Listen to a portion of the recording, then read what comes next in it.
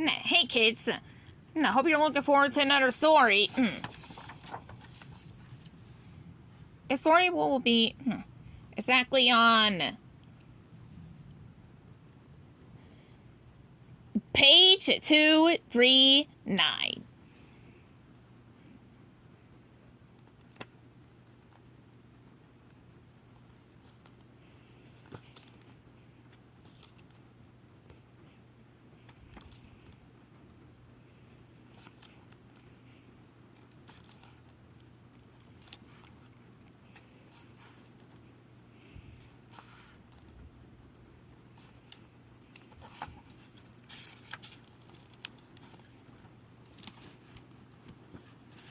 It's called Pinocchio, A Meowy Christmas.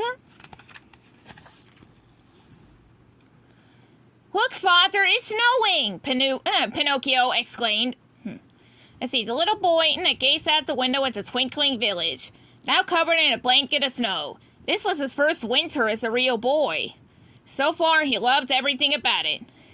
I guess that means it's time again we got ready for Christmas, Geppeto told Pinocchio. Figaro the kitten wove between them, purring.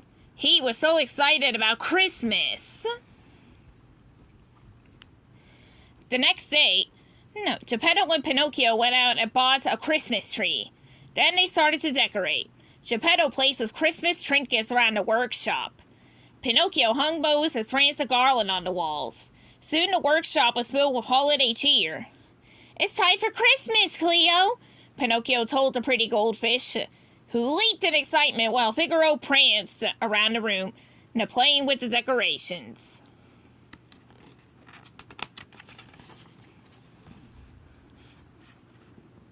That evening, Geppeto and Pinocchio hung stockings on the mantel. Figaro jumped at their feet. He wanted to help too, but he couldn't reach. Great job, Pinocchio, Geppeto said. As he stepped back to admire their handiwork, he nearly tripped over the active kitten. Figaro, be careful, Geppeto cautioned. Figaro hung his head. He had just been trying to help, but finally it was time to decorate the Christmas tree. Wow, Father, Pinocchio said. It sure looks pretty. All that's left is to put the star on top, Geppeto replied. Pinocchio, you do the honors. Figaro frowned. He had wanted to put the star on top of the Christmas tree.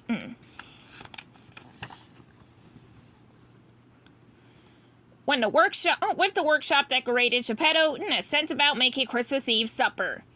He wanted to share all his favorite treats with his new son. Stuffing, potatoes, cranberry sauce. Soon the aromas of herbs and spices of Christmas cookies filled the air. Oh, it smells good in here, Pinocchio said, carefully mixing the potatoes. Yes, and now it's time for the Figaro! Geppeto scolded the kitty, who was just about to take a bite of the Christmas goose. It is not time to eat it just yet. Feeling hurt and left out, Figaro crept to the bedroom. He would spend Christmas where no one could find him, under Geppetto's bed. But as he trotted to his hiding place, he noticed something awful. Under the bed was a large pile of presents, and not one was for him.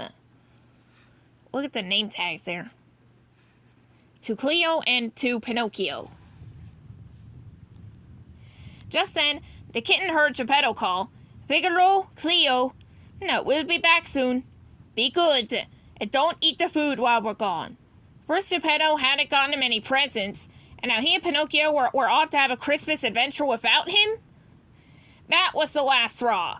If Figaro couldn't enjoy Christmas, he didn't want anyone else to either.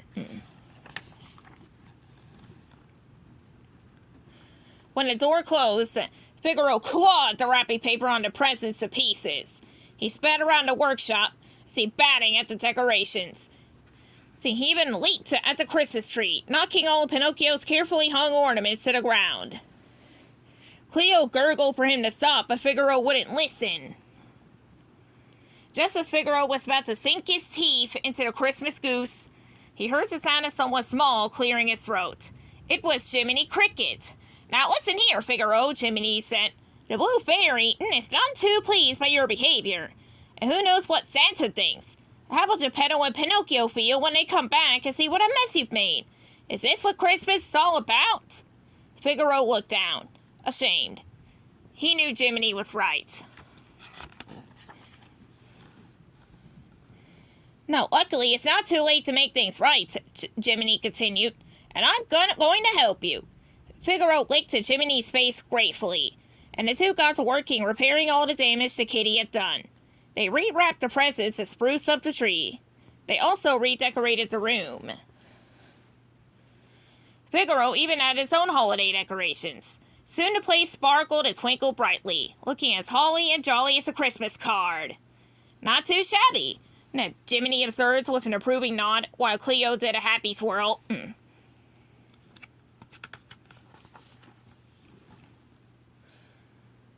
Let's see. When Geppeto and Pinocchio returned from their outing, they were amazed.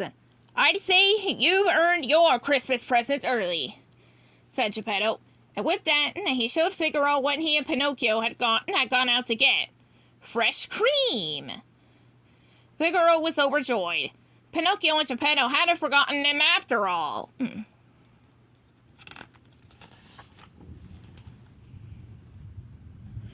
Now, later that evening, as they all gathered around the table for their Christmas Eve supper, Figaro sighed happily. He had learned his lesson. Christmas wasn't about gifts or being the one to hang the decorations. It was about spending time with family, and there was nowhere else he'd rather be. The end.